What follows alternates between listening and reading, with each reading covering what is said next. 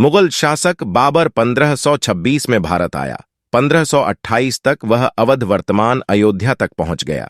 बाबर के सेनापति मीर बाकी ने 1528 से 29 में एक मस्जिद का निर्माण कराया था। इतनी बात तो हम सबको पता है, लेकिन आज जानते हैं कुछ रोचक जानकारी। तो चलिए शुरू करते हैं वीडियो। भगवान राम की नगरी अयोध्या में 22 जनवरी को श्री राम मंदिर में रामलला की प्राण प्रतिष्ठा हो गई। अयोध्या में बना राम मंदिर भारत समेत दुनिया भर में फैले हिंदुओं के लिए आस्था का बड़ा केंद्र बनकर उभरेगा। आज जो भव्य राम मंदिर आकार ले रहा है, उसके पीछे दशकों तक चली लंबी कानूनी लड़ाई है। अयोध्या में राम मंदिर निर्माण का सफर काफी चुनौतियों भरा रहा है। बाबरी विवाद, अदालतों में चली लंबी लड़ाई और फिर शीर्ष अदालत के फैसले के बाद मंदिर का निर्माण शुरू होना। आज जानते हैं बाबरी मस्जिद की ये सच्चाई, जो आपको कोई नहीं बताएगा। यूं तो हम ऐसे देश में रहते हैं जहां आए दिन बहुत से विवाद चलते रहते हैं। एक विवाद सुलझता नहीं, दूसरा और खड़ा हो जाता है। पर एक विवाद ऐसा था जो अब लगभग खत्म ही हो गया है, और वह है विवादित जमीन का विवाद। सुप्रीम कोर्ट ने 9 नवंबर 2019 को अपना फैसला सुनाया था कि विवादित स्थान पर मंदिर बनाया जाएगा। इस दौरान कोर्ट के सामने मंदिर और मस्जिद को लेकर नई से लेकर पुराने तक सारे राज बताए गए। उन्हीं राज में से एक सच ऐसा सामने आया था जो शायद पूरी दुनिया से छुपाया गया। इसके बारे में जिसको पता भी था, वह गलत ही पता था। और आज की इस वीडियो में हम आपके सामने बाबरी मस्जिद का वह राज खोलने वाले हैं।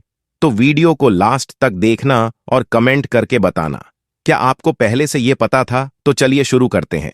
आपको बाबरी मस्जिद का सच तो बताएंगे, पर उससे पहले थोड़ा सा बाबर के बारे में जान लेते हैं कि यह था कौन जिसके नाम पर यह मस्जिद बनी थी।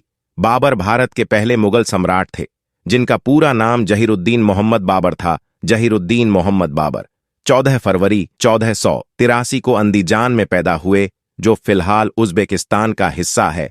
मुगल साम्राज्य के सम्राट बाबर फरगना घाटी के शासक उमर शेख मिर्जा के सबसे बड़े बेटे थे। पिता की मौत के बाद महज 11 साल की उम्र में ही इन्हें राज्य की जिम्मेदारी सौंप दी गई और उन्हें कम उम्र में ही सिंहासन पर बैठा दिया गया। इसकी वजह से इन्हें अपने रिश्तेदारों के विरोध का सामना भी करना पड़ा था। छोटी सी उम्र में ही बहादुर योद्धा ने अपने क्षेत्र का विस्तार करने के लिए सैन्य अभियानों की शुरुआत कर दी थी। हालांकि अपने शुरुआती अभियानों के दौरान इस वीर योद्धा ने फरगना शहर में अपना नियंत्रण खो दिया था, लेकिन उसने इसे शुरुआती झटके को सत्ता की तलाश में नाकाम रहने दिया और सफदिक शासन इस्माइल प्रथम के साथ साझेदारी की और मध्य एशिया के कुछ हिस्सों पर जीत हासिल की। आखिरकार उन्होंने भारतीय उपमहाद्वीप पर अपनी नजर गढ़ाई और इब्राहिम लोदी द्वारा शासित दिल्ली सल्तनत पर हमला कर दिया और इब्राहिम लोदी को पानीपत की पहली लड़ाई में हरा दिया। और इसी के साथ भारत में मुगल साम्राज्य की शुरुआत हुई। इसके बाद उन्हें जल्द ही मेवाड़ के राणा सांगा के विरोध का सामना करना पड़ा, जिन्होंने बाबर को विदेशी के रूप में माना और उन्हें चुनौती दी। लेकिन फिर बाबर ने खानवा की लड़ाई में राणा को हरा दिया, आक्रमणकारी हो या विजेता। लेकिन ऐसा लगता है बाबर के बारे में आमतौर पर लोगों को सही जानकारी ही नहीं है। मुगल सम्राटों में अकबर और ताजमहल बनवाने वाले शाहजहां के नाम सबसे ऊपर आते हैं। लोग सिर्फ उन्हीं के बारे में कुछ अच्छी जानकारी रखते हैं। बाबरी मस्जिद से शुरू होती हर बात बाबर द्वारा मंदिर तोड़ के मस्जिद बनाने की घटना पर खत्म होती है। ज्यादातर लोग इसे बाबर का कारनामा मानकर उसके खिलाफ हो जाते हैं, लेकिन बहुत कम लोगों को पता है कि मस्जिद बाबर ने बनाई ही नहीं थी। जी हां, आपने बिल्कुल सही सुना, बाबरी मस्जिद बाबर ने बनवाई ही नहीं थी। अब आप सोच रहे होंगे, जब इसका नाम बाबरी मस्जिद है तो फिर अब यह माजरा क्या है? तो चलिए हम बताते हैं। बाबरी मस्जिद असल में बाबर की सेना के जनरल मीर बाकी ताशकंदी ने बनवाई थी। मीर बाकी ताशकंद का रहने वाला था। बाबर ने उसे अवध प्रांत का गवर्नर बनाकर भेजा था। बताया जाता है कि पानीपत की पहली लड़ाई में विजय के बाद बाबर की सेना ने जब आवध का रुख किया, तब बाबर आगरा में रुक गया था। उसने मीर बाकी को कमान सौंप दी थी। जिस मस्जिद पर सदियों से विवाद जारी है, वह भी असल में मीर बाकी नहीं बनवाई थी और बाबर को खुश करने के लिए उसे बाबरी मस्जिद का नाम दे दिया। अब आपको एक और दिलचस्प बात बताते हैं। जिस बाबर को खुश करने के लिए मीर बाकी ने इस मस्जिद का नाम बाबरी मस्जिद रखा था, उसी बाबर ने उसे अपनी सेना से निकाल दिया था। जनवरी फरवरी 1526 में बाकी को लाहौर के पास जबलपुर का क्षेत्र दिया गया और बल्ख, जो कि अब अफगानिस्तान में है, वहां एक विद्रोही को वश में करने की जिम्मेदारी दी गई। इसके अलावा बाबर की जीवनी बाबरनामा भी एक अहम दस्तावेज है, जिसमें ऐसी किसी घटना को उल्लेख है ही नहीं जो साबित करें कि बाबर ने ही बाबरी मस्जिद को बनवाया था। एक और तर्क यह भी आता है कि तुलसीदास ने भी कभी ऐसी किसी घटना का जिक्र नहीं किया है, जो शायद इस देश में पैदा हुए सबसे बड़े राम भक्त थे, जबकि उन्होंने अपना तमाम जीवन राम को समर्पित करके रखा था। उन्होंने भी जो लिखा सिर्फ राम के नाम लिखा। उनके लेखन से भी बाबरी घटना नदारत होने के गहरे नियतार्थ है। इसके बाद 6 दिसंबर 1992 की तारीख इतिहास के पन्नों में दर्ज हो गई, जहां हजारों की संख्या में कार सेवकों ने अयोध्या पहुंचकर बाबरी मस्जिद को दहा दिया था और एक अस्थायी राम मंदिर बना दिया। इसके बाद से पूरे देश में चारों ओर सांप्रदायिक दंगे होने लगे।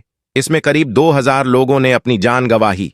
अब सुप्रीम कोर्ट के फैसले के बाद विवादित जमीन पर राम मंदिर बनने का फैसला हुआ, जिसका काम शुरू हो गया है। दोस्तों, यहां हम ना तो विवाद को लेकर कोई तर्क दे रहे हैं, ना ही किसी की भावनाओं को ठेस पहुंचना हमारा मकसद है। यहां हम महज एक फैक्ट इस्टैब्लिश्ड करना चाहते हैं कि बाबरी मस्जिद के निर्माण का काम बाबर का नहीं बल्कि बाकी का था। ऐसे में राम मंदिर में रामलल्ला प्राण प्रतिष्ठा हो चुकी है। खुद पीएम नरेंद्र मोदी अनुष्ठान में शामिल होने के लिए अयोध्या पहुंचे। लेकिन क्या आप जानते हैं कि इसी इलाके में 3 और बाबरी मस्जिद हैं? अयोध्या में बाबर काल की 3 मस्जिदों में एक मस्जिद बेगम बालारस तो राम मंदिर से कुछ ही दूर पर है, वहीं दूसरी मस्जिद बेगम बलराजपुर दर्शन नगर इलाके में है बाबर काल की। तीसरी मस्जिद मस्जिद मुमताज शाह लखनऊ से अयोध्या के रास्ते पर मुमताज नगर में है। ये तीनों मस्जिदें विवादित बाबरी मस्जिद से काफी छोटी हैं, हालांकि इनमें काफी समानताएं हैं। तीनों ही मस्जिदों में एक भी मीनार नहीं है। वहीं तीनों में बाबरी मस्जिद की ही तरह एक बड़ा और 2 छोटे गुंबद हैं। सिर्फ एक मस्जिद ही बची है। अच्छी हालत में अयोध्या में बनी तीनों बाबरी मस्जिदों में 2 की हालत काफी खस्ता हो चुकी है। केवल मुमताज नगर की मस्जिद ही अच्छी हालत में खड़ी है। स्थानीय हिंदू और मुस्लिम परिवारों का मानना है कि मस्जिद मुमताज शाह विवादित बाबरी मस्जिद के द्वार की ही है। इतिहासकार सतीश चंद्र ने किताब मिडेवल इंडिया फ्रॉम सल्तनत टू मुगल्स में जिक्र किया है कि शुरुआती मुगल शासक और उनके सूबेदारों की इस्तेमाल की गई वास्तुकला एक जैसी थी। शुरुआत बाबर के समय से हुई और मस्जिदों से लेकर सराय तक सभी आपस में मेल खाते थे। हालांकि अयोध्या के आसपास बनी तीनों मस्जिदों में कोई अभिलेख नहीं मिलता जिसमें इसमें बनवाने का समय नहीं मिलता है। यह तो था हमारा एनालिसिस। अब आप हमें कमेंट करके बताइए कि आपको यह बात पता थी और बाबरी मस्जिद से जुड़ी और भी कोई जानकारी हो तो उसे आप हमारे साथ शेयर कर सकते हैं। अगर आज की वीडियो आपको पसंद आई हो तो इसे लाइक करने के साथ साथ अपने दोस्तों और रिश्तेदारों के साथ शेयर जरूर कर दें। आप चैनल को सब्सक्राइब करके बेल आइकन दबा दें। फिलहाल के लिए इतना ही। अभी के लिए दीजिए हमें इजाजत। आपसे मुलाकात होगी अगले वीडियो में। शुक्रिया।